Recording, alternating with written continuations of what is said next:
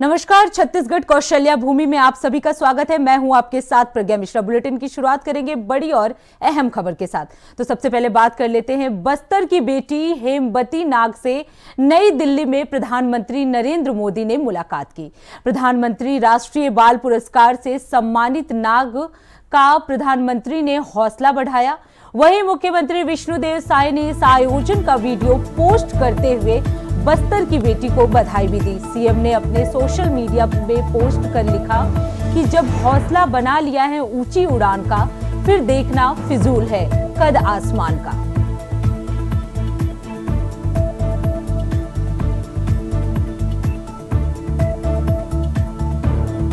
तो बस्तर की बेटी से पीएम मोदी ने मुलाकात की। इस दौरान उन्होंने उसकी पीठ भी थपथपाई। वहीं ये पोस्ट एक्स पर कर विष्णुदेव साय ने देश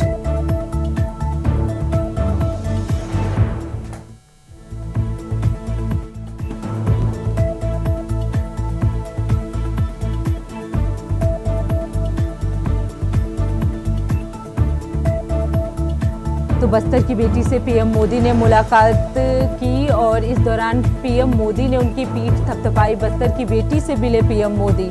इस दौरान उन्होंने उसकी पीठ थपथपाई, उसका हौसला बढ़ाया। सीएम साय ने भी पोस्ट कर उसका हौसला बढ़ाया। कहा कि जब ऊंची उड़ान के सपने देख चुकी है तो फिर आसमान से नीचे देखने का क्या फायदा।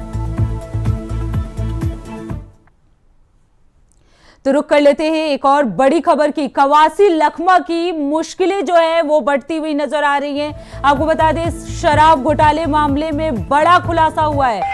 लखमा के ठिकानों पर ईडी की छापेमारी में बड़ा खुलासा हुआ है। ईडी ने सोशल मीडिया पर पोस्ट किया है जिसमें बताया गया है कि तलाशी में कैश बरामद करने का भी जिक्र किया गया है। डिजिटल डिवाइस जब्त कर जानकारी भी दी गई है। आपको बता दें, डिवाइस में आपत्तिजनक रिकॉर्ड की बात कही जा रही है। ईडी जो है लगातार लखमा पर शिकंजा कसती हुई नजर आ रही है। तो आज एक बार फिर लखमा से पूछताछ किया जाएगा। इसके लिए उन्हें समन जारी किया गया है। आज अगर वो पेश नहीं होते हैं तो गिरफ्तारी संभव है। तो लखमा पर ईडी का शिकंजा जो है वो कसता हुआ नजर आ रहा है। आपको बता दें, ईडी ने समन जारी कर उन्हें बुलाया है। कल आपको सबको मालूम है 7:30 बजे मैं जिस निवास में रह रहा हूँ यहाँ आए ईडी। शाम को 8 बजे तक थे और बाकी जगह भी लिए हैं। वहाँ क्या मिला नहीं मिला मेरे को पता नहीं है, लेकिन मेरे यहाँ एक टुकड़ा कागज़ भी नहीं मिला, पैसा एक पुटी कोड़ी भी नहीं मिला।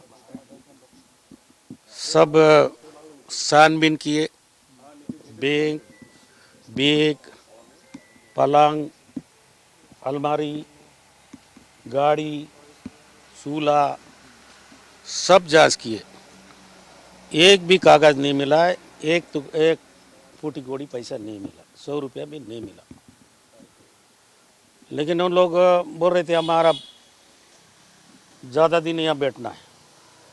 दिन का खाना यहीं भी खाए, नाश्ता भी किए, खुद ही बनाए खुद ही खाए, पूरा घर उन्हीं का छाप दिया था। तो मैं इतना बड़ा आदमी भी नहीं हूँ। खाए पिए, अपना माल अपना सामान लाए, खाते रहे, मेरे से भी पूछते रहे। वहीं इस खबर पर ज्यादा जानकारी देने के लिए हमारे साथ मनोज शुक्ला जुड़ चुके हैं। मनोज, अगर बात की जाए कवासी लखमा की, मुश्किलें जो हैं वो बढ़ती हुई नजर आ रही है, क्योंकि जिस तरीके से शराब घोटाले मामले में अलग अलग खुलासे जो हैं वो सामने आ रहे हैं। ईडी ने जो है कि बहुत सारे पोस्ट जो है एक्स पर किया है जिसमें कई आपत्तिजनक वीडियो और डिजिटल डिवाइस जो है वो सामने आए हैं। इसके अलावा आज उनको समन भी किया गया है। क्या कुछ जानकारी है? जी प्रज्ञा, आपको बता दूं प्रज्ञा कि ये जो शराब घोटाले का मामला है, ये छत्तीसगढ़ में एक बड़ा शराब घोटाला है। इसमें 2000 करोड़ रुपए की बात सामने निकल कर आ रही है। तो इसमें जो है ईडी और इसमें एसीबी भी काफी, ये कहा जा सकता है कि पूर्व कई वर्षों से इस पर जो है जांच इस पर चल रही है और कई लोग इसमें IAS अधिकारी भी इसमें जेल में नियुक्त है और कई बड़े उद्योगपति भी जेल में बंद है। उसी के तहत और कवासी लखमा की बात कर ले, कवासी लखमा जो है केंद्र जो पूर्व की कांग्रेस सरकार थी उसके समय में ये जो है आबकारी मंत्री रहे थे, तो उसी समय का ये घोटाला की बात सामने निकल कर आ रही। इसी के तहत जो है ईडी ने अभी कुछ दिन पहले जो है शनिवार को ईडी ने छापेमार कार्रवाई एक बार फिर की थी इस मामले में। कवासी लखमा और उनके बेटे और उनके कुछ करीबियों के हाथों कुछ ईडी को कुछ जो है डिजिटल जो है सामग्री भी मिली है, जिस पर ईडी ने खुलासा किया।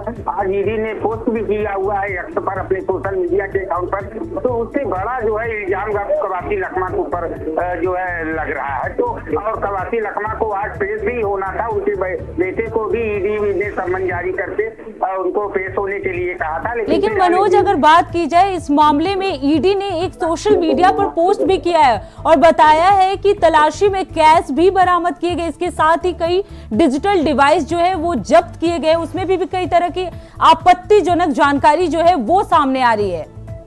जी बिल्कुल, जिस तरह से ईडी ने आज खुलासा किया है, ईडी ने अपने सोशल मीडिया अकाउंट पर पोस्ट करते हुए बताया है कि उनको काफी महत्वपूर्ण दस्तावेज भी मिले हैं और कुछ डिवाइस भी मिले हैं, जिससे ये पुख्ता सबूत मिलता है पैसे के लेन देन को। तो कहीं न कहीं अब कवासी लखमा के लिए एक बड़ी मुसीबत सामने निकल कर आ सकती है, माना जा रहा है। जी बिल्कुल मनोज, अगर बात की जाए, क्योंकि ये 2019 और 22 के बीच में ये शराब घोटाला हुआ था, उस दौरान कांग्रेस की सरकार थी और कांग्रेस में ये मंत्री रहे थे, आबकारी मंत्री रहे थे, और उस दौरान इतना बड़ा घोटाला सामने आया, 2000 करोड़ का ये पूरा घोटाला है। और जिस तरह से जो लखमा है वो साफ साफ ये इनकार कर रहे हैं कि उन्होंने कोई घोटाला नहीं किया, जबकि सबूत बिल्कुल सामने हैं। ईडी ने कई सबूत जो है वो पेश किए हैं और अब बता भी रही है कि आपत्तिजनक जो डिजिटल डिवाइस है वो भी जमानत में लिए गए हैं, जब्त किए गए हैं।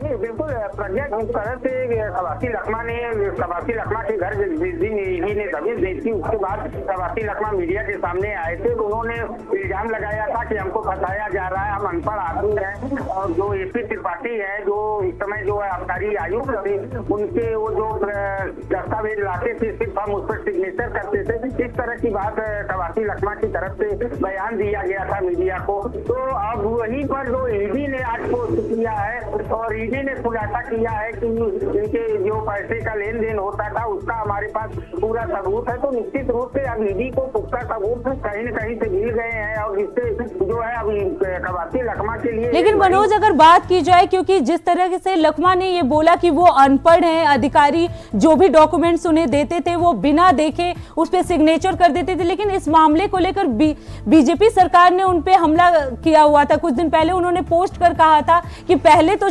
चोरी फिर उसके बाद सीनाजोरी।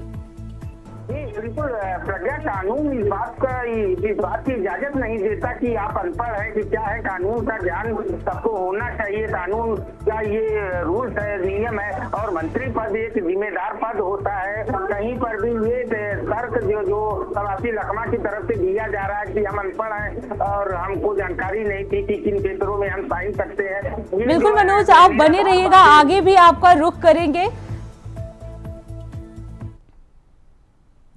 अब बात कर लेते हैं एक और बड़ी खबर की। रायपुर में बीएड डिग्री धारक सहायक शिक्षकों ने बर्खास्ती का आदेश मिलने के बाद तूता के धरना स्थल पर समायोजन की मांग के लिए बैठे सहायक शिक्षक भड़क गए हैं और रैली निकालते हुए नेशनल हाईवे जो है वो जाम कर दिया है। इसके तहत बड़ी संख्या में हड़तालियों ने नाना बस्ती मनाला पुल पर बैठकर नारेबाजी की। सहायक शिक्षक प्रदेश भाजपा कार्यालय कुशाभाऊ ठाकरे परिसर भी पहुंच गए हैं, जहां रोते बिलखते हुए उन्होंने अपनी नौकरी बचाने के लिए नारेबाजी की है। धूप में बैठकर नारेबाजी करते हुए 3 सहायक शिक्षकों की तबीयत भी इस दौरान बिगड़ गई है, जिन्हें अस्पताल पहुंचाया गया है। माना थाना पुलिस ने बिना अनुमति के रैली निकालने, रास्ता जाम करने और बीजेपी कार्यालय परिसर में तोड़फोड़ करने के आरोप में 3 सहायक शिक्षकों को प्रतिबंधक और धाराओं के तहत गिरफ्तार कर लिया है, जिन्हें सेंट्रल जेल परिसर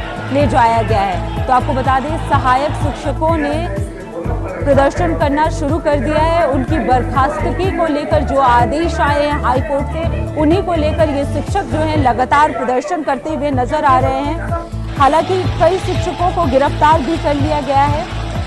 तो सहायक शिक्षक लगातार जो है वो प्रदर्शन करते हुए नजर आ रहे हैं। हाईकोर्ट ने उनके खिलाफ जो फैसला दिया है उसी के विरोध में वो लगातार प्रदर्शन कर रहे हैं।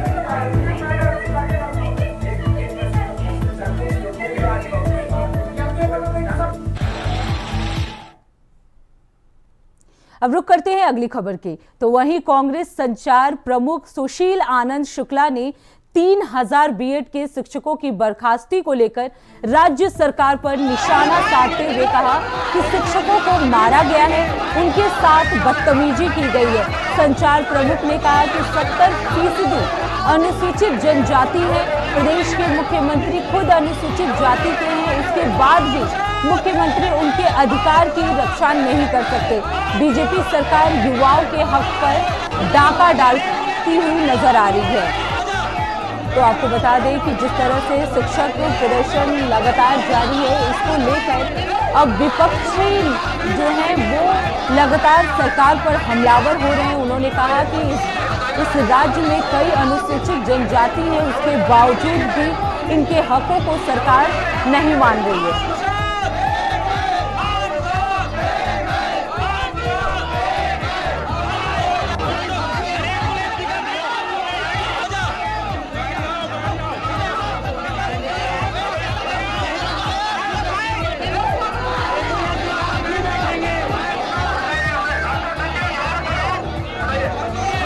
लगातार शिक्षकों का प्रदर्शन जो है वो जारी है, सड़क पर आक्रोश दिखाते हुए नजर आ रहे हैं। तस्वीरों के माध्यम से आप देख सकते हैं कि किस तरह से लोगों में आक्रोश है। लोग लगातार जो है प्रदर्शन कर रहे हैं। इन शिक्षकों की बर्खास्तगी कर दी गई है, इसी के विरोध में ये लगातार प्रदर्शन करते हुए नजर आ रहे हैं। वहीं जो विपक्षी पार्टी है उनका कहना है कि सरकार जो है इनके साथ बदतमीजी करती हुई नजर आ रही है। 3000 सहायक शिक्षकों को बर्खास्त किया जाना बेहद ही निंदनीय है। कांग्रेस पार्टी इसकी कड़ी आलोचना करती है और हम सरकार से मांग करते हैं कि इन शिक्षकों की फिर से बहाली किया जाए। यह सरकार जब से बनी है युवाओं को रोजगार देने के बजाय उनके रोजगार छीन रही है। शिक्षक बड़ी आशा लेकर भारतीय जनता पार्टी के कार्यालय गए थे, वहां पे उनके साथ में बदतमीजी की गई, रोते हुए शिक्षकों को मारा गया, पीटा गया। इन 3000 शिक्षकों में से 70% अनुसूचित जनजाति वर्ग के हैं, मुख्यमंत्री अनुसूचित जनजाति वर्ग के हैं। तो ये गरीब आदिवासियों के अधिकारों की रक्षा नहीं कर सकते हैं। शर्म आनी चाहिए मुख्यमंत्री जी को। भारतीय जनता पार्टी की सरकार जब से बनी है प्रदेश में युवाओं के हकों पर डाका डाला जा रहा है। ठीक है, अदालत के निर्णय के बाद में इनकी बर्खास्तगी की स्थिति उत्पन्न हुई है, लेकिन ये सरकार चाहे तो शिक्षा विभाग में 80,000 से अधिक पद खाली है। 33,000 शिक्षकों की नियुक्तियों करने का इन्होंने विधानसभा में घोषणा किया था। उसके बाद भी इन शिक्षकों को बर्खास्त किया जाना बेहद निंदनीय है। कांग्रेस पार्टी मांग करती है कि तत्काल सरकार इन शिक्षकों को समान वेतन पे दूसरी जगह समायोजित करे।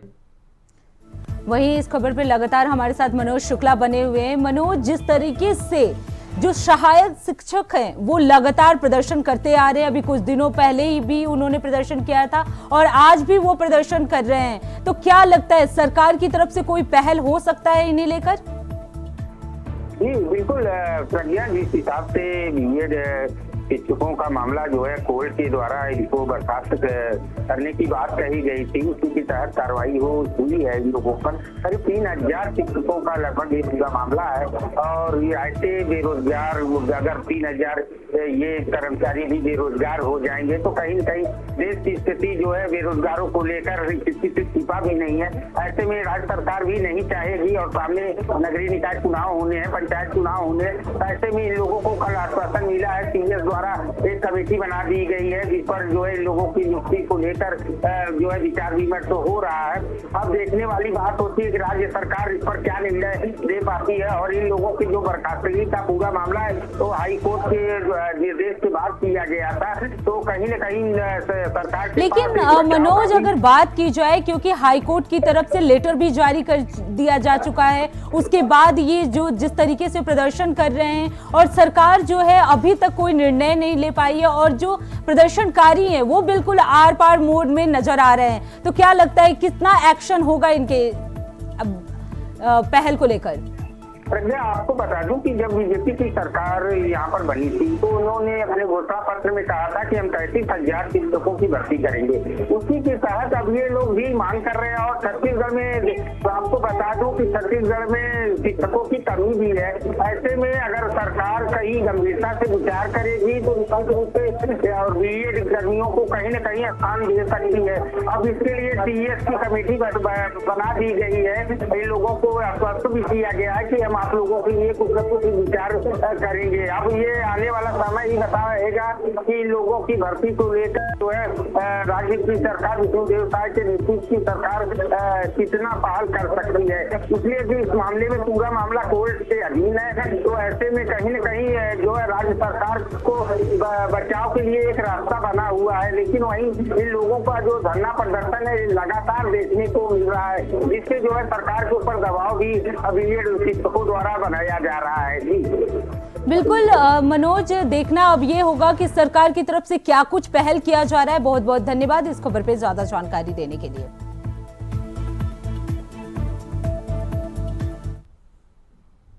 अब रुक कर लेते हैं अगली खबर की। नगरीय निकाय चुनाव को लेकर सीएम विष्णुदेव साय का बड़ा बयान सामने आया है। आपको बता दें कि सीएम साय ने बयान देते हुए कहा कि देर जरूर होगी लेकिन टलेगा नहीं। उन्होंने कहा कि देरी के चलते नगरीय निकायों में प्रशासक को बैठना पड़ रहा है। जगदलपुर के लिए रवाना होने से पहले मुख्यमंत्री विष्णुदेव साय ने मीडिया से चर्चा में कहा कि लोकार्पण और भूमि पूजन का कार्यक्रम है। 350 करोड़ से ज्यादा लागत के विकास कार्य जो है वो होंगे। बस्तर के विकास को लेकर मांझी समाज से सरकार जो है लगातार सलाह भी ले रही है।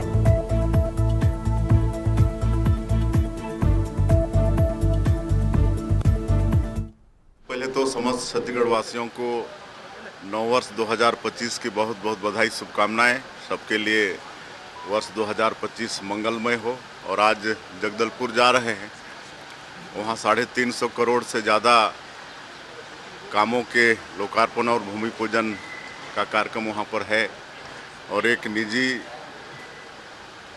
महाविद्यालय का भी भूमि पूजन का कार्यक्रम है। बस्तर के विकास के लिए सरकार वचनबद्ध है और एक साल में वहाँ शांति व्यवस्था कायम करने में सरकार सफलता हासिल की है। और उस क्षेत्र के विकास के लिए नियत निर्लाना योजना के माध्यम से सरकार की जो योजनाएं हैं उनको गांव तक पहुंचाने में सरकार सफल हो रही है। गाँव टलेगा नहीं, थोड़ा सा डिले जरूर हुआ है, इसलिए प्रशासक बैठाना पड़ा है, लेकिन चुनाव होगा। अब रुक करते हैं अगली खबर की। खबर बलौदाबाजार से है, जहां आज उप मुख्यमंत्री अरुण साव का दौरा है, जिसको लेकर जल जीवन मिशन के कार्यों में तेजी लाने के लिए उप मुख्यमंत्री अरुण साव का दौरा करेंगे। आपको बता दें, साथ ही अगम धाम खंडवा मल्टी विलेज जल प्रदाय योजना के काम का जायजा भी लिया जाएगा और साथ ही इंटेकेबल और वाटर ट्रीटमेंट प्लांट के निर्माण कार्यों का औचक निरीक्षण भी किया। तो आपको बता दें कि आगम धाम खंडवा मल्टी विलेज योजना से 50 गांवों में पानी पहुंचेगा। तो जल प्रदाय योजना का ये पूरा मामला सामने आया है। बलौदाबाजार की ये पूरी खबर है, जहां डिप्टी सीएम का दौरा है।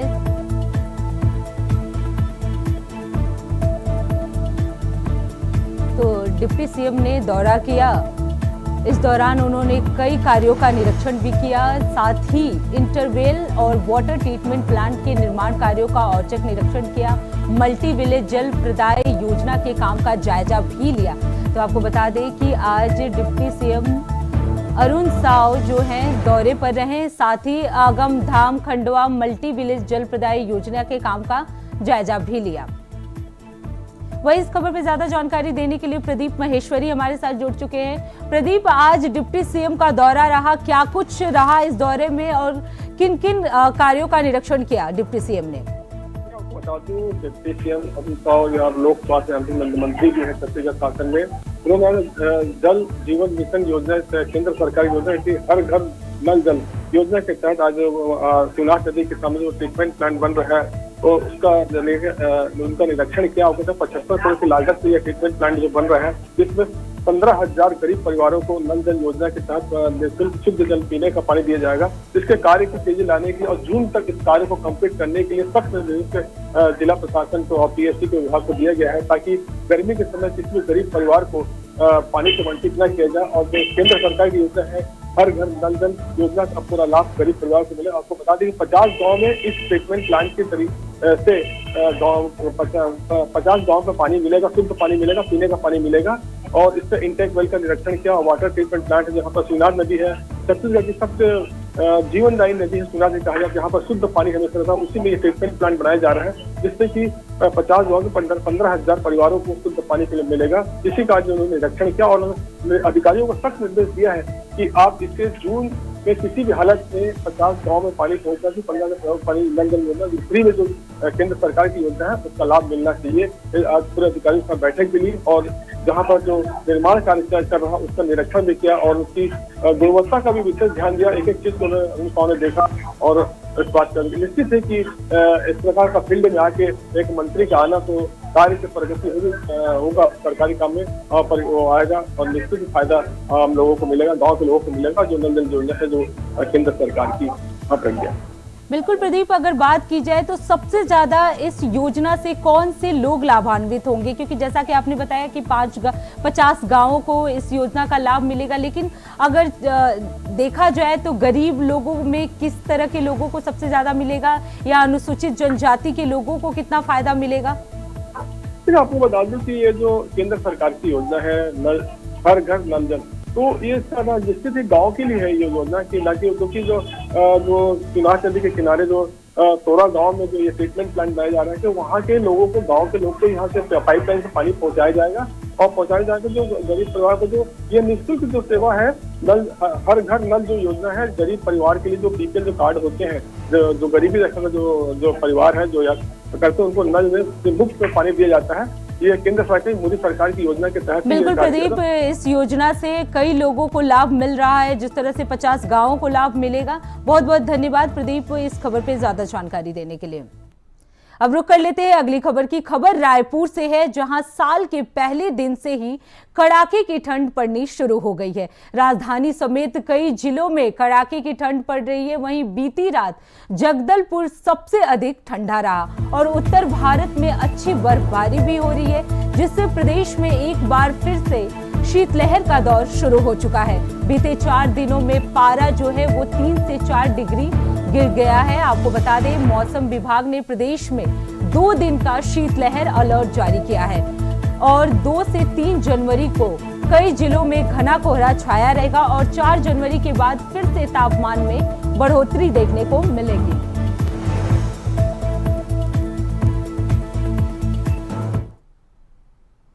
रुक करते हैं अगली खबर की। नए साल के पहले दिन साय सरकार ने छत्तीसगढ़ में 11 आईपीएस अधिकारियों का तबादला कर दिया है। ये आदेश गृह विभाग ने जारी किया। साथ ही 2009 बैच के 9 आईएएस ऑफिसरों को पदोन्नति का भी तोहफा दिया गया।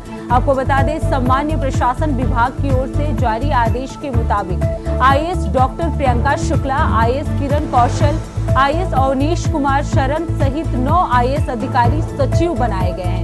तो आपको बता दें कि नए साल की शुरुआत होते ही तबादला एक्सप्रेस चला दिया साय सरकार ने, जिसमें 11 आईपीएस और 8 आईएएस का ट्रांसफर किया गया है। वहीं 9 आईएएस अधिकारियों को प्रमोशन भी मिला।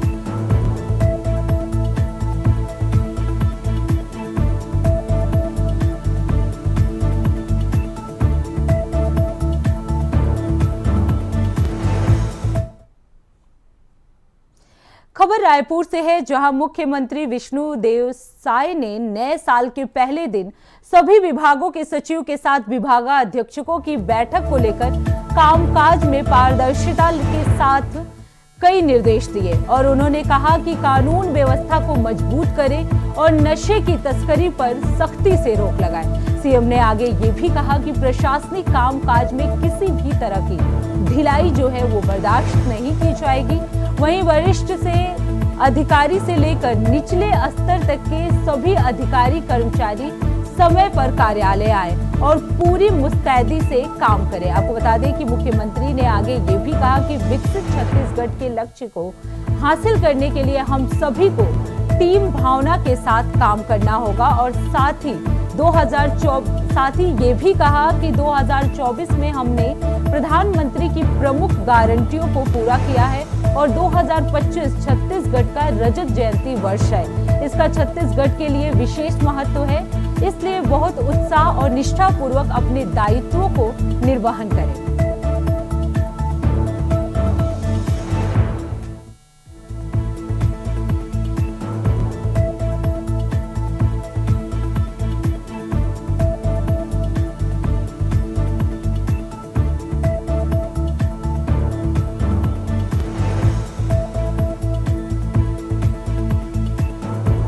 आपको बता दें कि मुख्यमंत्री विष्णुदेव साय ने अधिकारियों की बैठक ली। इस दौरान कई दिशा निर्देश भी दिए गए। कई अधिकारियों को ये कहा गया कि हम पूरी निष्ठा के साथ काम करेंगे। 2025 जो है वो छत्तीसगढ़ के लिए महत्वपूर्ण वर्ष है। खबर रायपुर से है, जहां नगरीय निकाय चुनाव की तैयारियों को लेकर राज्य सरकार ने एक कदम और बढ़ाया है। निकाय चुनाव की तारीख को आगे बढ़ाए जाने के साथ ही अब प्रदेश के नगर निगमों में प्रशासकों की नियुक्ति कर दी गई है। जिले के कलेक्टर ही उस जिले के नगर निगम के प्रशासक भी होंगे और इस संबंध में अधिसूचना भी जारी कर दी गई है। तो आपको बता दें, कलेक्टरों के हवाले से 10 नगर निगम जो है उनके नाम कर दिया गया है।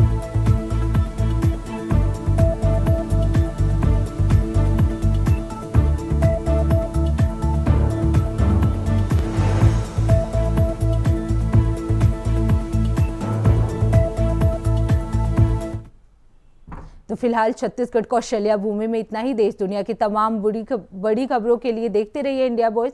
तब तक के लिए नमस्कार।